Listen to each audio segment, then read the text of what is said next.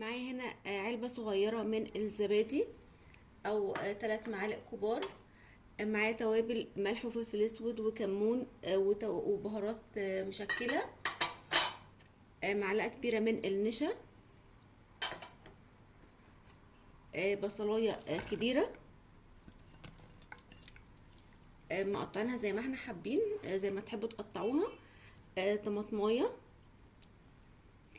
واحدة بطاطس متقطعة مكعبات. هقلب كل المكونات بقى كويس جدا تتجانس مع بعضها. دلوقتي هحط شوية مية مقدار نص كوباية او كوباية الا ربع تقريبا.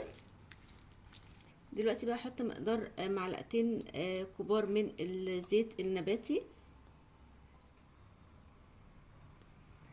حبيت بس ازود شوية من الفلفل الاصفر الالوان. دلوقتي بقى الدبابيس بتاعتي هحطها بالشكل ده كده، احاول اتبلها شوية بالشكل ده.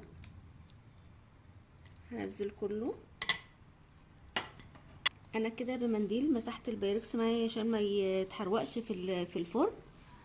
دلوقتي بقى هغطي بفويل واحطه في الفرن، هياخد تقريبا ساعة وربع.